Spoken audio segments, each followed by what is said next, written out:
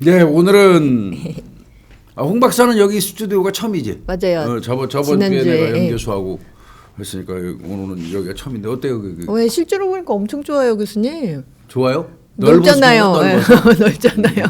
일단 넓어서 좋지. 그리고 그 안에. 근데 사건을에 저거 써 있는 걸 저기다 다루면 어떠냐는 의견도 있대. 저기 딱 보이게요? 그런 그 돔 형태 그 위에다가. 근데 뭘 박을 수가 있나 저기에? 근데 아이 다 그거나마나 저기 다르면 좀 너무 현란할 것 같아요. 한쪽으로 보이기도 하고. 근데 이제 전체적으로 너무 불그레하다. 술 취한 사람처럼 벽돌이 한잔한 것처럼. 근데 벽돌 색깔 때문에 그런 것 같은데. 근데 이제 여러 가지 뭐 이거는 뭐 우리 소관이 아니니까. 이제 날이 자꾸 추워지니까 이제 홍 박사도 겨울 좋아하나? 겨울 싫어하지? 전 싫어요, 교수님. 여름은 잘 버티지 여름. 네. 근데 겨울 별로 안 좋아하죠. 추위를 많이 타가지고 교수님은 좋으시죠? 이제 나는 뭐 여름만 지나가면 뭐 버틸만하고 그냥 지금도 저 집에 가서는 반바지 반팔 입고 왔다 갔다. 진짜요? 저 지금 밤에 추워가지고 보일러를 틀어야 되나 말아야 되나 약간 고민하고 있어요. 살짝 트는 것도 좋아. 이슈가 이번 주에 보니까 뭐 꽤 있는데. 네. 이제 그 전에 네. 오늘이 79주년 경찰의 날이에요. 오늘 딱 오늘이죠. 10월 21일. 21일. 네. 79주년입니다. 79주년 된 100년 거예요? 가까이 왔어요. 100년 와. 가까이. 79주년이 흘렀는데 내가 이제 아침에 이렇게 차를 타고 나오면서 곰곰이 생각해 보니까 79주년이 어떤 단체가 생겨서 조직이 생겨갖고 79년이 흘렀다면 네. 이거는 자리를 잡아도 한참 잡았어야 돼요. 그렇죠. 거의 이제 거의 완고한 상태의 어떤 자리가 형성돼야 되거든요. 네. 근데 지금 오늘날의 대한민국 경찰이 제대로 지금 자리를 잡고 있느냐? 그걸 내가 곰곰이 생각해 봤어요. 네. 자리를 잡았다는 개념은 공기관의 공기관을 대상으로 해서 평가할 때 그 조직이 그 부서가 자리를 잡았다 하는 그 근거는 딱 하나밖에 없어요. 뭐예요? 국민의 신뢰예요. 국민의 신뢰가 어느 정도 작동해서 그 조직 그 부서가 이제 어느 정도 정립해 있다. 네. 이거를 이제 이야기할 수 있는 거거든요. 네. 그런 개념으로 본다면 지금 오늘날의 대한민국 경찰이 국민의 신뢰로부터 몇 퍼센트나 확보하고 있을까? 과연 그 조금 전에 제가 했던 것처럼 자리 잡은 정도의 국민의 신뢰를 받고 있을까? 네. 그걸 내가 아까 차를 타고 1시간 넘게 걸리잖아요. 집에 네. 여기까지 오는데 네. 생각을 해봤어요. 근데 뭐 공과 이것저것 다 이제 뭐 따져가면서 그 나름대로 계산해 보니까 그럼에도 불구하고 아니더라고. 여전히 아니더라고. 여전히 정권의 개라는 소리도 듣고 국민의 몽둥이라는 소리도 듣고 계급이 높은 사람들은 지 본인의 그 이익과 영달, 지위, 명예만을 위해서 조직을 헌신작처럼 내던지는 그런 일도 파다했고 지금도 진행 중이고 그 다음에 이제 하부 조직으로 가면 경찰이 입직하는 순간부터 마음이 달라야 된다고 제가 늘 말씀드렸는데 지들이 회사원인 줄 알아요. 일반 회사원으로 그냥 직장 취직해가지고 월급 받고 살아가는 그냥 평범한 회사원 정도로 생각하고 경찰에 들어온 돈벌이 수단으로 경찰에 들어온 사람들이 너무 많아요. 그들한테서 무슨 경찰로서의 사명감을 기대하겠습니까? 경찰은 달라야 되거든요. 제가 늘 말씀드리지만 경찰은 직업에 종사하는 게 아니고 투신한 겁니다. 몸을 던진 던졌다. 거예요. 그래 그런 개념으로 경찰을 해야 되는데 아니에요. 그냥 회사원으로 착각해요. 그러니까 시간 딱 끝나면 빨리 집에 가야 되고 10원어치도 더 안 하는 거야. 6시 땡 끝났는데 민원이 지금 들어오면 다음 사람한테 넘길 일이지 내가 할 일은 아닌 거야. 나 집에 가야 되니까. 이거 지금 반연해 있다고 그래요. 내가 그거 많이 듣고 있어요. 아름아름. 저는 그 후배들로부터 그 얘기 많이 들어요. 엉망진창이라는 거예요. 그러니까 그 하나가 그러면 그 다음에 오는 사람도 기분 나쁘니까 다음 교대할 때 또 그렇게 인계하는 거예요. 그렇죠. 도미노식으로. 그러니까 이게 무슨 저 사명감 뭐 어떤 의지 같은 거 어떤 자긍심 이런 게 없는 거야. 그냥 직업으로 그냥 돈벌이 수단으로 경찰을 생각하고 들어오는 사람들 이거 파다하다는 거고. 그러니까 수사도 얼마나 열심히 하겠습니까? 그렇죠. 수사라는 게 진짜 밤잠 안 자고 밥 그거 굶어가면서 의지예요. 의지가 50% 먹고 들어간다고 그러잖아요. 항상. 그러니까 또 내가 맨날 말씀드리지만 보이스피싱 신고하러 가면 못 잡습니다. 중국에 저 종책이 있어서 못 잡습니다 하고 그 기대려고 간 국민한테 실망이나 한 다발 줘가지고 내보내고 울고 나오게 만드는 그런 몰상식한 행동을 하는 새끼들이 많잖아요. 그러게요. 요즘 그런 글들이 종종 보이더라고요. 종종 보이는 게 아니라 예전부터 그랬던 건데 그나마 욕이란 욕은 엄청나게 해대고 나도 하고 막 그래서 좀 고쳐졌다는 게 아직도 그래요. 그러니까 위에 대가리라는 새끼들은 그런 짓이나 하고 앉아 있고 저만 생각하고 조직은 생각 안 하고 밑에 들어온 놈들은 돈벌이 수단으로 생각하고 땡하면 집에 갈 생각이나 하고 그래가지고 그 정의가 없으니까 못 잡습니다 하고 입에서 주둥이에서 툭툭 튀나오는 거지. 그러니까요. 그러니까 이렇게 막 진짜 헌신하면서 진짜 교수님 말씀하신 것처럼 투신하면서 하시는 분들이 많이 계실 텐데 그 사람들 때문에 지탱하는 거예요. 그 사람들 때문에.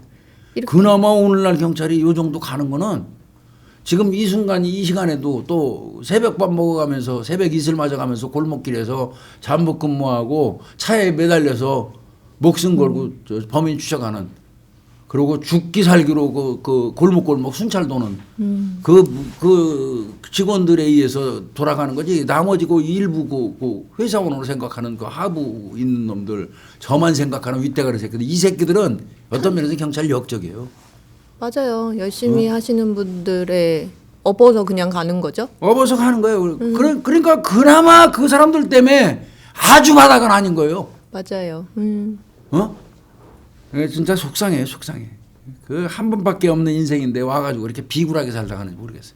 그거 명예, 부, 지위 정말 부질없거든요. 그리고 참 착각을 하는 것 같더라고. 경찰청장이나 무슨 지방청장하고 나간 사람들이 엄청 착각을 하는 것 같더라고. 뭐 어떻게요? 지금 하고 있는 사람들 내 말 잘 들어야 돼요. 옷 벗고 나면 다 순경이야, 지나나라. 지도 김순경, 이순경, 조순경이야. 똑같다. 국민들은 다 순경 아저씨야. 그렇죠. 지가 무슨 청장 나왔다고 그래갖고 무슨 청장님이라고 특별하고 저 아저씨는 순경 아저씨 아닌 줄 알아? 정말 부질없거든. 아무것도 아니에요. 아무것도. 그냥 국민의 경찰이잖아. 쉬워요. 어떤 면에서 보면. 단순해요. 지금 뭐. 국민의 공복이니까 국민의 세금으로 월급 받으니까 국민이 주인이에요. 그 주인이 원하는 대로 주인이 시키는 대로 국민을 위해서 국민이 원하는 방향으로 그냥 국민만 보고 가면 돼요. 물론 그렇게 하면 고난이 따릅니다. 네, 많이 따라요. 그러니까요, 교수님. 제가 그 얘기 하려고 그랬어요. 그러니까 사실은 진짜 그렇게 사명감 있게 이렇게 헌신하시는 분들이 거기에 합당한 지위를 가질 수 있어야 되는 구조여야 되는데 욕망이 많은 대가리 지가 그렇게 안 살으니까 그러는 놈이 밉지. 아니 그러니까 제일 윗사람들도 사실은 그런 사람들이 위로 올라가는 게 맞는 거잖아요. 욕망으로 위로 올라가는 게 아니라. 그래서 참 79주년이면 이제 100년이 다 돼가는데 지금쯤은 경찰이 완벽하게 자리를 잡아가지고 정말 국민들한테 신뢰를 이제 받는 그런 경찰 조직이었어야 돼. 물론 이제 아무리 뭐 신뢰를 받는 조직도 문제점이 요소에 따라서 비난받기도 하지만 그래도 국민들이 평균적으로 볼 때 그래도 쟤들이 말하고 쟤들이 하는 일은 옳아. 이런 인식은 있어야 되거든요. 그렇죠. 근데 경찰이 오늘날 과연 그런 건지. 교수님이 그 말씀하시니까 뭐 이거는 특정 부서나 뭐 이런 게 전혀 연관이 없고 제가 얼마 전에 이제 요즘 그 강의하면 교육 들어야 되잖아요. 의무 교육. 거기에서 이제 부정 청탁 뭐 이런 거 받지 말아라고 그 영상이 있었어요. 그래서 이제 그 예로 이제 싱가포르에 이제 부패 그러니까 그거 부패니까 그 부패 관련된 거를 시스템이 잘 돼 있다 이렇게 다루면서 국민들이 이제 인터뷰한 내용이 있었거든요. 근데 정말 딱 교수님 말씀하신 것처럼 말하더라고요. 국민들이 나는 우리 국가를 그 부분에 대해서는 부패 관련된 무슨 부분에 대해서는 전적으로 신뢰한다. 그게 맞는 거예요. 정말로 믿는다. 이런 워딩을 진짜 말하더라고요. 정말 일할만 날 것 같고 국민들도 좋을 것 같았다. 그런 생각이 들었는데 그러니까 한번 생각해볼 문제네요. 물론 그 싱가포르 같은 경우는 공직자로 들어가면 사는 데 이상이 없게 해줘요 국가에서. 한마디로 사는 데는 이상 없어요. 너는 먹고 사는 거 신경 쓰지 말고 오로지 일만 해라. 공무를 해라. 그렇게 전념할 수 있는 여건과 환경을 만들어줘요. 정권에 개도 안 만들고 개로도 안 시키고 또 국민의 몽둥이로도 작용하지 않게 하고 이제 물론 그것도 여건이 같이 따라줘야 돼요. 그렇죠. 근데 이제 뭐 사실 요즘 공무원들 다 지금 젊은 애들 한참 들어왔다가 다 나가잖아요. 그러니까요. 와 들어와 보니까 이거 갖고는 밥 먹고 살기도 힘든 거예요. 공무원들 월급이. 맞아요.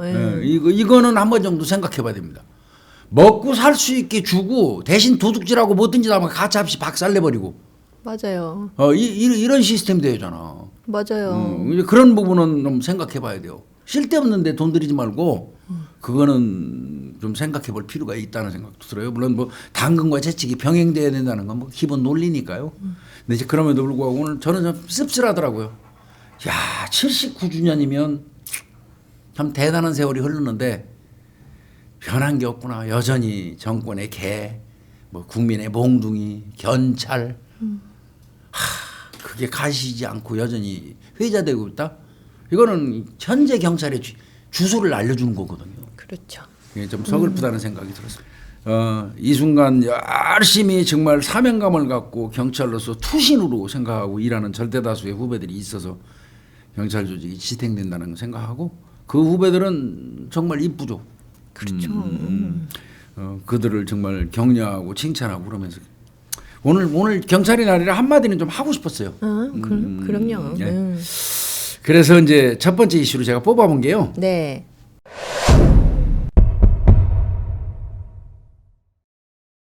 이 사건은 제가 너무 많이 알고 있는데 그러실 것 같아요. 경찰청에서 이제 2024년 경찰 영웅 뭐 네. 이런 이제 칭호 주면서 그 선발하는 게 있어요.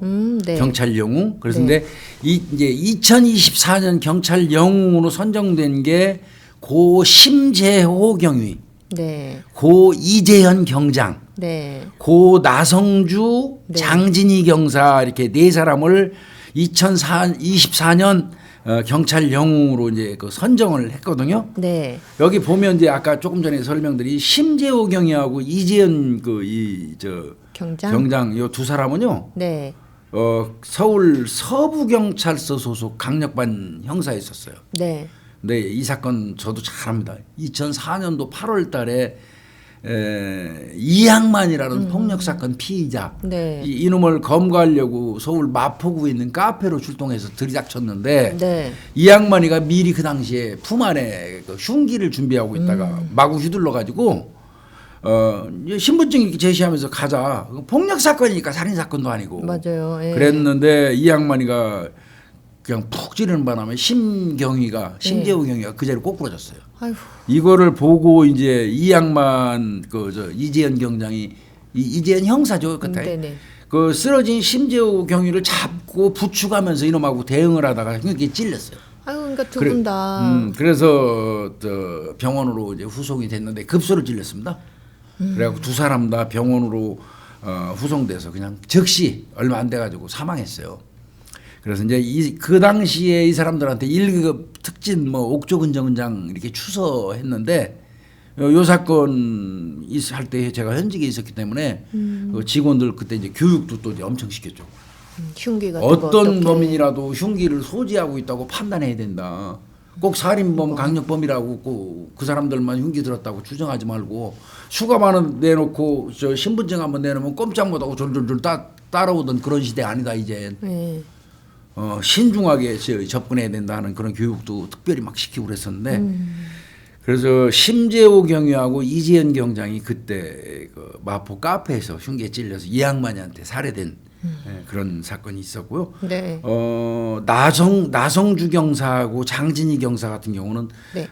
부여경찰서 충남. 네네. 이건 이제 95년도 10월달에 그 부여에서 이 간첩하고 네네네. 그 총격전 벌이다가 총 맞아서 순직했어요. 아이고. 그래가지고 두 사람 다 이제 이 사람들한테는 이제 대간첩 작전 투입됐다고 해가지고 1계급 특진이 아니라 2계급 특진이었어요. 이 사실은 모순입니다 이거. 그러게요. 뭐 간첩 잡으면 2계급을 특진시키고 저 범인 잡다 죽으면 1계급 특진시키는 것도 사실은 잘못된 거예요. 근데 그 어찌됐건 뭐 2계급 특진하고 충무 무공훈장 줬어요. 옥조근 훈장도 아니고 더 큰 거. 그 간첩 잡다 죽으면 엄청 그 시기가 그랬어요. 95년도. 95년도라. 근데 이제 지금은 이런 거는 없을 겁니다. 그래서 이제 이 저 네 사람 네. 2024년 경찰령으로 네 사람을 이 선정했다 네. 하는 이제 그런 그 내용을 좀 오늘 좀 그냥 경찰에 내리고 해서 근데 누구는 그래요. 저도 칼 찔려 봤잖아요. 네. 그리고 저 경찰하면서 죽을 것 많이 넘겼어요. 몇 번 넘겼어요. 몇 번 넘겼는데 이제 누구는 그러더라고. 뭐요? 그렇게 하다가 뭐 죽으면 그래 1계급 특진하고 훈장 받는데 그거는 무슨 의미가 있냐? 너 죽으면 아무것도 아닌데. 맞아요. 특히 이제 우리 집사람. 당신 죽으면 아무것도 아닌데 내가 그까짓 그 훈장 받고 내가 그 그럼요. 연금 받아서 뭐해? 이제 이런 얘기 하더라고. 그런데 물론 맞는 얘기일 수도 있겠지만 그러나 아까 말씀드린 것처럼 경찰로 투신했기 때문에 몸을 던졌잖아요. 네네. 투신했기 때문에 그 당시 상황에 목숨 바쳐서 일하는 거는 도리가 없는 거예요. 저 그런 생각 늘 했어요. 막 조폭 애들 막 칼 막 사시미 칼 들고 덤비고 할 때마다 또 후배한테 야 신문지 깔아 해서 배에다가 신문지 더덕더덕 붙이고 뛰어들어가고 할 때마다 아 난 죽을 수도 있다. 그런 생각은 늘 해봤어요. 늘 하면서도 또 이제 일부러 객기로 그랬죠. 아이씨 죽으면 훈장 맞는데 뭐. 그러고 뭐 이런 생각인데 뭐 지나고 그 참 어떻게 보면 이기적인 생각이죠. 나만 생각하는 그 어떻게 보면 가족들을 글쎄 너무 이기적인 생각일 수도 있겠지만 와 근데 진짜 이거는 쉽지 않은 일이에요. 보통의 마음으로는 할 수가 없는 것 같아요. 그냥 우리도 다른 직업에서 여러 가지 직업들 중에서 내가 그 내 직업 때문에 나의 목숨 진짜 내 생명을 건다라고 했었을 때 몇 명이나 그렇게 할 수가 있겠어요. 근데 경찰에 들어오는 순간 본의 아니게 그렇게 생각을 해야 돼요. 근데 경찰분들은 그렇게 하시는 거잖아요. 소방관분들도 뭐 도망가는 그렇고. 사람도 많고 아 그래도 제일 먼저 현장에서 도망가고 어렵게 다 잡아가고 피투성이가 돼서 우리가 끌고 들어가니까 현장에서 제일 먼저 뭐 해야 된다고? 지원 요청한다고 사라졌다가 안 나타난 친구가 제일 먼저 경찰서 뛰어들어가고 지금 검거해서 격투 중에 다 검거했다는 거 지가 보고해갖고 칭찬받고 있더라고. 우리는 다 터져가지고 그러고 들어가니까 나 그런 선배도 봤어요. 진짜 패 죽여버리고 싶더라고. 사람 한 손이 부족한데 그 사이에 우리는 이렇게 격투하고 있는데 자기는 지원 요청한다고 가더니 안 와. 그러더니 어렵게 잡아가지고 가니까 먼저 들어가서 보고하고 있더라고. 지가 다 잡았다고. 아이고. 그러니까 그 말단 그 순경 후배한테 술 먹다가 두드려 맞고 그랬죠. 그 후배가 얼마나 속이 뒤집혔으면 그때는 말 못하다가 나중에 회식할 때 술 한잔 먹었는데 저쪽 끝에 가더니 선배 나 좀 봅시다 끌고 나가더니 그걸 줘박아 버리더라고. 아이고 너 정말 같은 못 게 무슨 참고. 선배 새끼냐고. 그냥 또 가서 그 후배 그 보기서 그 따귀한테 때리고 이놈의 새끼 잘못했다고 비르라고 내가 중간일 때 그랬어요. 또 사과시키고 그렇게 한 적도 있는데. 네, 무섭죠. 무섭죠. 안 무섭다는 건 거짓말이고요. 그럼요. 무섭죠. 왜 안 무섭습니까? 저거 찔리면 내가 죽는데. 그럼요. 사람이 죽음 앞에 두렵지 않은 사람은 아무도 없어요. 그러나 쪽팔리잖아요. 두려워하면. 안 그런 척 해야죠. 오줌 질질질 싸면서도. 근데 이제 어차피 그 일을 하겠다고 들어온 거니까요. 그렇게 하는 거 아닙니까? 군인들도 결국 국민을 위해서 대신 전쟁 나가서 그 위험한 총격전 포탄이 날라다니는 그 현장에서 그러고 하는 거 아니에요? 그게 군인이기 때문에 하잖아. 맞아요. 민간인한테 시키면 안 하잖아요. 경찰이기 때문에 해야 되는 거고요. 그래서 그런 거 하겠다고 본인 스스로 누가 강제로 끌어들인 거 아니잖아. 본인 스스로 들어왔다면 그건 약속의 일종의 약속. 나 목숨 걸고 국민을 위해서 일하겠습니다 하는 게 약속이잖아요. 그럼 약속 지켜야지. 저 인천청에 있는 여경하고 걔들처럼 칼 맞고 나니까 도망가고 그 연구장에 오게 만들어 놓고 또 저 파면시키니까 파면 소송 걸고 그거 아니에요. 개인적으로는 다 아프고 미안하고 안타깝죠. 그렇죠. 후배들이고 희생하는 다 거니까. 그런데 그럼에도 불구하고 그렇게 하면 안 되죠.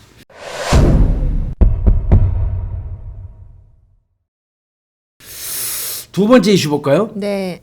오늘은 경찰의 날이라서 진짜 엄청나게 축하하고 기분 좋은 날인데 제가 경찰 현주소 보면서 쓴소리 자꾸 하다 보니까 네. 좀 마음이 아픕니다. 그러나 변해야 돼요. 그래야지 앞으로 이후의 후배들이 네. 정말 당당하고 떳떳한 경찰로 대접받으면서 살 수 있어요. 제 소원 제가 말씀드렸죠. 근무하다가 일요일 날 어쩔 수 없이 근무 나갔다가 잠깐 휴게 시간에 정복 입은 채로 근무복 입은 채로 절에도 가고 성당에도 가고 교회도 가서 그 신앙생활 할 수 있는 그 근무복 입고 네. 그런 날이 오기를 진짜 저는 바라고 살거든요. 얼마부터 그 국민들이 그냥 뭐 옆에 경찰 정복 입고 근무복 입고 왔어도 휴게 시간에 그대로 왔구나 하고 자연스럽게 받아들일 수 있는 그런 나라, 그런 경찰이 되길 바랍니다.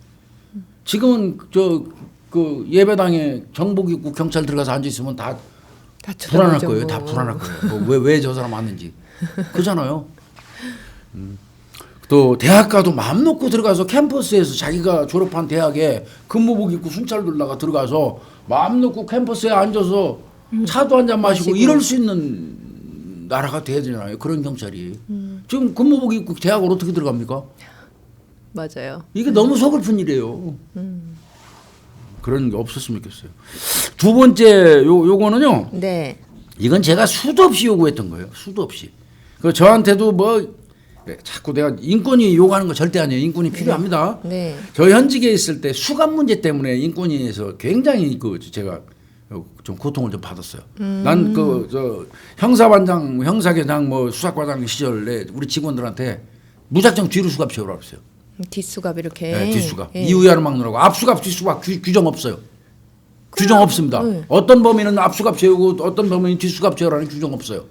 분명히 없습니다. 그것도 어디에도 그런 규정은 없어요. 네. 그러나 관행적으로 경미한 사범들은 앞수갑 채우고 강력범들은 뒷수갑 채운다. 왜 뒤로 채우면 못 움직이니까.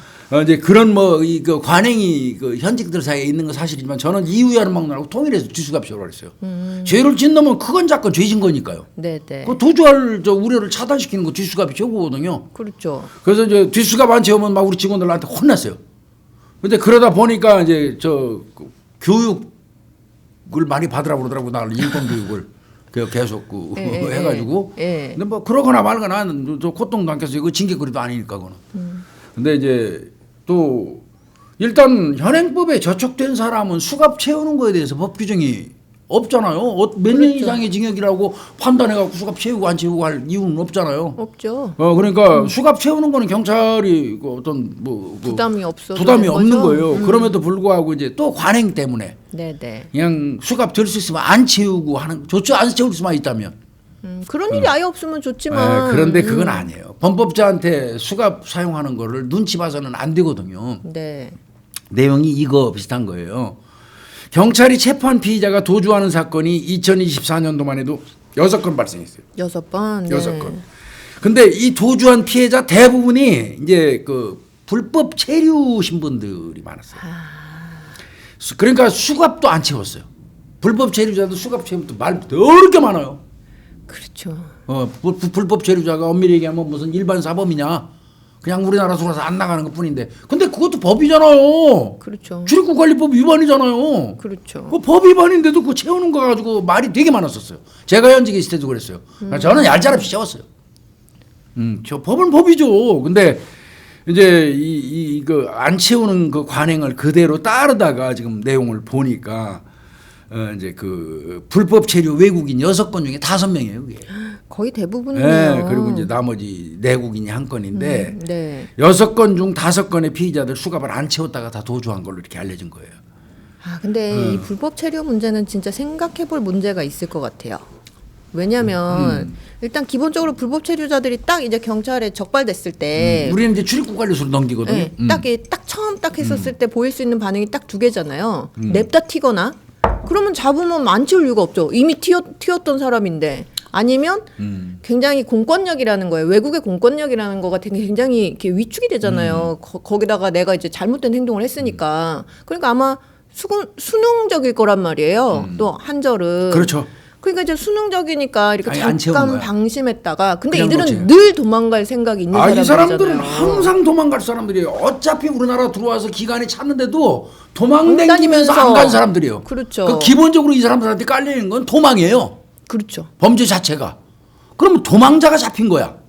그죠? 예. 그럼 도망자는 일단 잠궈야지. 수갑 잠궈야지. 그죠. 언제 어느 때 계속 그래서 도망갈 불법 텐데. 체류자는 저는 얄짤없이 수갑을 채우라고 그랬는데 말이 많더라고. 또 한 번은 뭐 이거 출입국관리소에서 이렇게 수갑을 뒷수갑까지 채워가지고 이렇게 데려다 주시면 곤란하지 않습니까? 이런 얘기 하더라고. 근데 나하고 출입국관리소 뭐 계장인가 하는 사람 한바탕 싸우게 됐는데 그럼 당신들이 해야 될 일 경찰이 지금 다른 업무 과정에서 저 잡아가지고 갖다 주면 고마워해야지. 당신이 뒷수갑 앞수갑 왜 따져? 그래서 이제 좀 다투기도 했는데 불법 체류자는 전제 조건 범죄 사실이 전제 조건이 도망이죠. 도망 댕기는 놈들은 수갑 채우는 게 지극히 당연한 거거든요.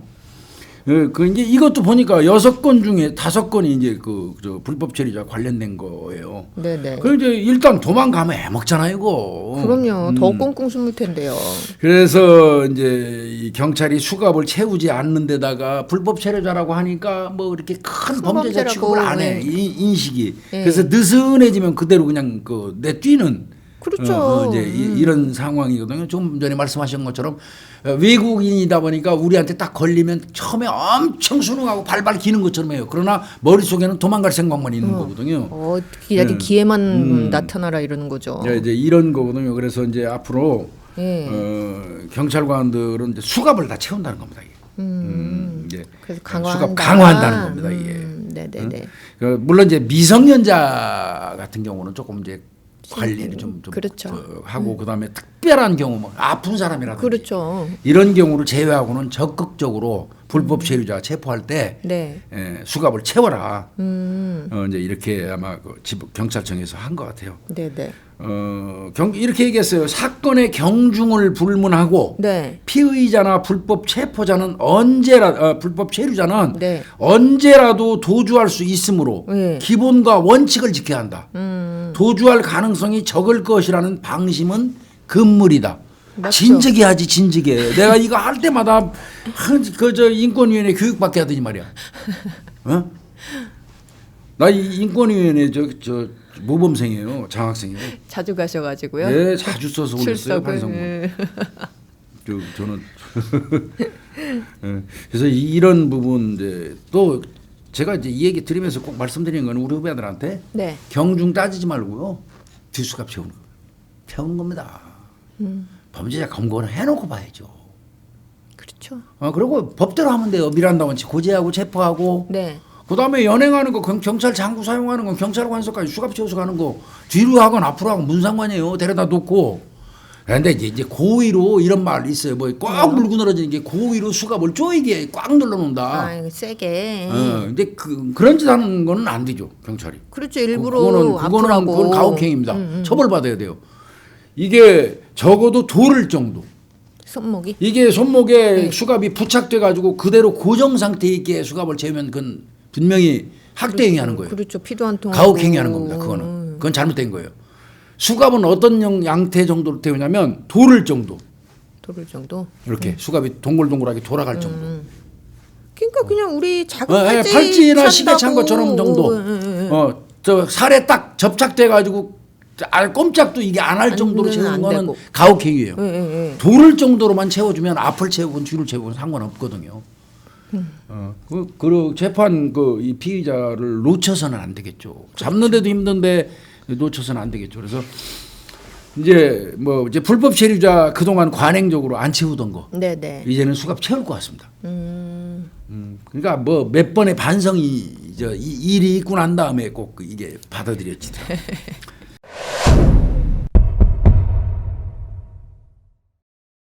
세 번째 이슈 볼까요? 네. 오늘 딱 앞에서 제가 서설을 너무 많이 해가지고 경찰의 날 좀 서러워서. 아이 한 말씀 네, 하셔도 어느 돼요. 언론에서도 경찰의 날 축하한다는 게 하나 안 뜨더라고 아침에. 너무 슬프더라고. 국군의 날은 난리 버거지 나더니 어떻게 보면 대한민국의 안위를 지키는 건 군인 경찰인데. 그러네요. 맞아. 서글프더라고. 이슈 세 번째 보면요. 네.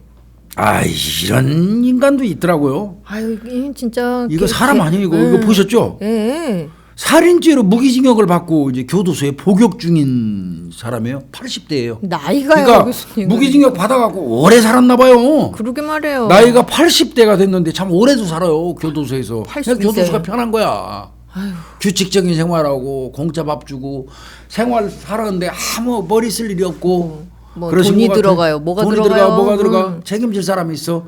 그래서 그런가 봐. 근데 이제 지난해 12월 6일 날 네네. 새벽에 원주교도소 그 이제 그 수감 수용실에서 네네. 60대 그 다른 이제 같은 재소자 네. 그 사람을 나무 밥상하고 식판으로 얼굴과 상체를 여러 차례 내리 찍어서 이 80대가 예, 60대요. 그 죽이려고 한 혐의로 재판에 넘겨졌어요. 그러니까 이미 무기 받은 놈이 또 그 범죄를 한 거예요. 예. 이 나무 밥상으로 내리 찍다가 이걸 놓치니까 식판을 집어들어가고 식판이 완전히 부서질 정도로 그 폭행을 해서 코뼈 부러지고 뇌진탕 뭐 이렇게 한 4주 진단 났다는 거예요. 네. 근데 이제 이 싸운 이유는 그 왜 싸웠대요? 요 60대 남성이 코를 좀 거나 봐요. 잘 때 같이 잘 때. 그래서 그것 때문에 이제 이 80대 이 무기수하고 좀 다툼이 있었던 모양이죠. 네네. 그래서 이제 그것 때문에 감정을 가지고 저 죽여버린다고 생각하고 저렇게 죽이겠다고 작정한 거예요. 그러니까 살인미수가 된 겁니다. 그러니까 이게 몇 대 때리고 그만둔 게 아니고 아예 죽이려고 작정하고. 마구 때린 거잖아요. 막. 그래서 얘한테 살인미수죄하고 네. 이 어르신이라고 할 수는 없잖아요. 그렇죠. 좀 나쁜 놈의 새끼인데. 살인 저지르고 저 지금 이 들어가요. 살인미수죄하고 공용물건 손상죄가 되죠. 공용물건이죠. 교도소 의자하고 물건. 식판이고 예, 예. 공용물건 손상죄 혐의로 기소가 됐는데 82세예요. 아이고. 그래서 징역 5년. 근데 얘한테 무기 받은 놈한테 징역 5년이 무슨 의미가 있어? 나이도 82세면 이제 조만간 돌아갈 갈 텐데. 때도 어? 근데 교수님 이 나이가 많은 것 치고는 좀 이렇게 세게 그래도 나름 교도소에 있는 범죄 저지르면 막 사실 굉장히 초범이 그 처벌하는 것만큼은 안 내리잖아요 사실. 근데 세게 때렸어. 그런 것 치고는 조금 세게 때렸네요. 네, 그러니까 이게 아마 항소심에서 징역 5년 받은 거예요. 항소심에서. 어? 이게 역시 안 되는 것 같아. 그러니까요. 교화가 전혀 안 됐다고 봐야 되는 거 아니겠어요? 이 악의 씨가 있나 봐요. 아휴, 그 어떻게 나이가 이 80을 넘어선 이 나이에도 그러니까 살인죄로 무기징역을 받아 살았다니까 꽤 오래 전에 살인 사건을 일으켜서 무기징역 받아갖고 꽤 오래 살고 있었으니까 82세까지 왔겠지. 그랬겠죠? 네. 근데 그 82세 먹은 놈이 또 사람 죽이려고 안에서 교도소에서 그러다가 징역 5년 추가 받았다는 건데 이런 것들 사실 정말 이건 교수님, 세금이 아까운데 말이야. 저는 그런 생각해요. 그러니까 물론, 그러니까 사실 교정 시설이 그 물론 이렇게 자유를 박탈하는 그 목적도 있지만 교화의 목적이 사실은 더 커야 되는 원래는 거잖아요. 교화죠. 교화잖아요. 원래는 교화죠. 근데 무슨 현실의 문제상 뭐 한계상 그게 사실은 그분들이 못해서가 아니라 시스템상 안 너무 돼요. 미흡하고 너무 미진한 상태여서 교화가 거의 안 된다고 봐야 되는데 사실 그런 생각을 했어요. 다른 거는 그렇게 하더라도 일단 제일 먼저는 약간 그 분노 조절 같은 것은 좀 그들에 대해서 집중적으로 그냥 다른 거는 모르겠고 어쨌든 그거는 기본적으로 깔고 간다라고 하면 좋을 것 같아요. 왜냐하면 어쨌든 범죄라는 게 폭력성을 수반하는 거잖아요. 많은 범죄들이. 그리고 그들을 한 군데 모아놨고 그리고 그들이 결국은 이 교화가 된다라는 건 그런 범죄와 관련된 폭력 성향을 잘 다스릴 수 있게 돼야 되는 거잖아요. 근데 그런 사람들 밖에 내놔서 야 너가 그 분노 조절하는 거 치료받아라 하면 받겠어요? 안 받아요. 절대 안 받을 절대 거 안 아니겠어요? 받아요. 그래서 스스로는 안 받아요. 그리고 걔들이 여건도 안 되고 돈도 그렇죠. 없고. 예. 그래서 최소한 뭐 어떤 폭력과 관련된 사람들 같은 경우에는 그리고 혹은 폭력과 관련된 범죄는 아니지만 그 안에서 폭력성을 보이는 사람들 어쨌든 사회에 내보내 갖고 그러니까 뭐 먹고 잘 사는 게 아니고 범죄 안 저지르고 살게 해야 되잖아요. 우리 국민들을 위해서. 그래서 그런 것 정도는 이제는 생각할 때가 되지 않았나. 그래서 사실 교정심리학이 많이 네. 발전해야 돼요. 맞아요. 예. 교정심리학이 발전돼가고 교정심리 하는 사람들이 예. 그 가서 저 수감돼 있는 놈들 심리 상담도 해주고 이게 좀 활성화가 되면 교화라는 본래의 교도소 목적에 어느 정도 부합이 될 거예요. 뒷받침이. 맞아요. 예, 예. 근데 교정심리 안 하려고 그러잖아요, 다들. 맞아요. 어? 예. 그 우리 저 홍 박사님도 범죄심리 했지 교정심리 안 하셨잖아. 그러니까 이게요, 어? 교수님. 사실은 이 범죄 심리하면 뭐 법정 심리 이렇게 큰 바운더리에 보면은 수사와 관련된 심리 영역, 그다음에 재판과 관련된 심리 영역, 그다음에 교정과 관련된 그러니까, 심리 영역이 있어요. 그래서 그렇죠. 사실은 우리나라가 이제 조금 그 범죄 심리와 관련된 거 후발주자잖아요. 다른 나라에 비해서, 그렇죠. 서양 나라에 비해서.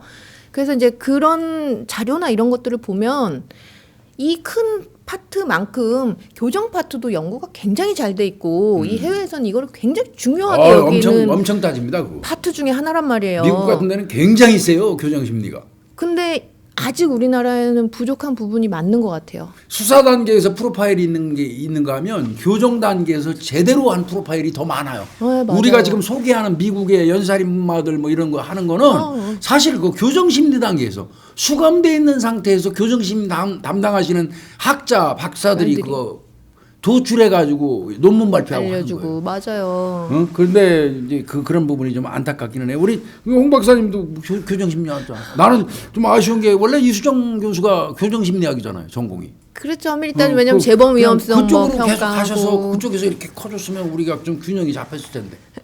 지금 여러 가지 하시긴 하는데 어쨌든 전반적으로는 사실은 학계가 이쪽이 조금 파이가 작다라는 게 현실이에요. 안 하더라고요. 거의 교정심리는 내가 보니까 한 명, 두 명밖에 눈에 안 띄요. 맞아요. 연구를 하시는 분들이 많지가 않고. 한두 명이더라고 내가 그 논문 같은 거 찾아보고 하면. 그래서 이렇게 보면 교수님 사실은 이미 이제 그 다 앞서갖고 선행된 연구들 보면 와 저도 가끔 보면 제도들이 좋은 게 너무나 많아요. 많아요. 근데 왜 우리나라는 이런 게 없을까? 그리고 만든다 한들 이게 이제 실현도 안 될 거고 이런 현실이 참 답답한 거죠. 교화라는 개념이 좀 충실할 수 있게 그것도 좀 사실 필요할 것 같아요.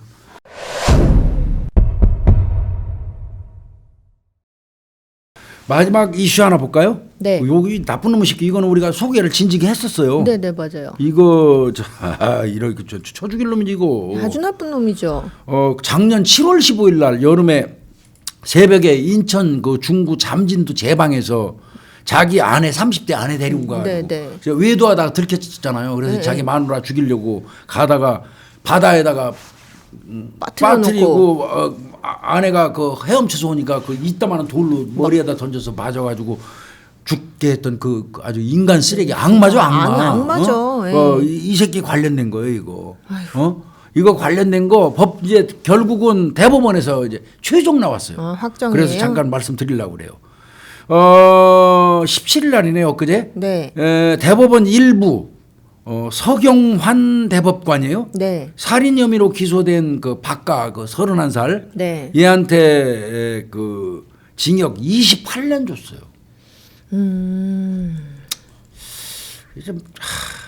그럼 그나마 이것도 좀 옳은 거예요. 1심에서는 23년이었다잖아요. 예, 원심이 28년을 선고한 거는 이제 맞다 하고 이렇게 했는데 23년에서 5년 늘은 거예요. 5년. 1심에서는 23년 줬었거든요. 왜 이렇게 난 1심에서 23년 준 거 이 범행한 행위를 보면 이게 어떻게 23년 유기형감입니까 이게? 이 너무 악랄하잖아요. 이거는 살인을 해도 맞아요. 정도가 있는 거예요. 정도가. 한번 그 상황을 판사 입장에서 한번 아니 우리 그냥 일반인의 상식에서 한번 그 상황을 한번 그려봅시다 눈앞에. 자 남편이 차 타고 가자고 남편이 바람 피운 거 알고 있어 속상해. 그런데 그 남편이 그래도 그 남편 용서했기 때문에 같이 놀러 가자고 그러니까 따라 나선 거야. 그런 거죠. 그래서 섬에 가서 놀고 뭐 캠핑하고 오자고 그거 따라 나선 거야. 그 아내를 화장실 가자는 식으로 내렸죠. 그래가지고 가서 밀쳐가지고 제 방에서 뒤에서, 미리 가둔 거 아니에요. 그래서 빠뜨렸잖아. 그 세상이 깜깜한 바다에 그 아무것도 안 보여 시커매요. 그럼요. 거기다 밀어서 빠뜨려가지고 허부적거리고 그래도 얼마나 몸부림쳐서 나오는 사람을 죽기 전에 봤을 거 아니에요. 자기 머리로 날아오는 돌을 그 남편이 던지는 돌을 이만한 거래 이만한 거 이렇게 던졌다는 거 아니에요. 결국 그 사인 분석했는데 2개 골절이 나왔어요. 참 진짜. 그래서 이거 처벌하면 이 그 살인을 하는 이르는 과정을 우리가 상상을 해보면 이건 인간이 아니에요. 맞아요. 또 심지어는 이렇게 아내가 이렇게 올라오려고 하니까 지가 그 안에 있는 물 쪽으로 내려가가지고 막 물 쪽으로 네. 밀어 넣었다고 하잖아요. 같이 그 해가지고 밀어놓고 지가 기나와서 돌 던진 거예요.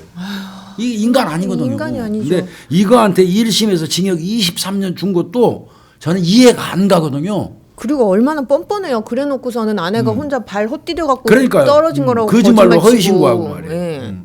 예. 23년 1심에서 줬는데 이거 항소했어요 검찰에서. 23년 말도 안 된다. 예. 검찰은 뭐 이거 솔직히 무기 계속 그 주장했거든요. 예. 그랬더니 2심에서 이제 징역 28년을 준 거예요. 그랬더니 이 자식이 28년 억울하다고 너무 많다고 상고한 거죠. 근데 대법원에서 서경환 대법관이 됐다고. 28년 됐어. 그러면서 항소시 저 상고 기각해버린 거예요. 그래서 이제 결과적으로 이 나쁜 놈의 새끼 인간 쓰레기는 징역 28년으로 정리됐습니다. 나올 겁니다. 나오겠죠. 이제 아주 처백해서 모범 생활하고 하면 20년 내면 나오겠죠. 50대 되면 나와요. 88할 때 50대 나와요. 31살이니까 50대 되면 겨나올 네. 겁니다. 이놈은 몰라요. 그 교도소에서 나와서 50대가 돼가지고도 돼지기 전까지 저 세상으로 가기 전까지 그 아내에 대해서 죽는 날까지 참여하면서 살아야 됩니다. 그러니까 생각하면 교수님 그 내 삶의 마지막 순간이 그런 얼마나 비참하지, 한탄스럽고 비참했을 거냐고요. 그런 채로 죽음을 맞이하게 되는 게 어휴. 정말 나쁜 놈이지 말이야. 물에 빠져서 나오려고 그러니까 물로 쪼들어가고 끌고 들어가요. 깊은 데로. 거기서 밀어넣고 다시 나온 거예요. 지는. 그리고 허브적거리고 나오니까 돌 던지고. 이거 인간 아니거든 이거.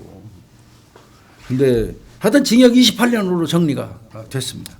그러네. 우리가 이슈를 제가 앞에서 아이고 그 쓸데없는 얘기를 너무 많이 한 것 같습니다. 아니에요. 뭐 죄송하게 생각드리고 하고요. 아니에요, 교수님. 그렇게 이슈 4개 정리하겠습니다. 네. 고생했습니다.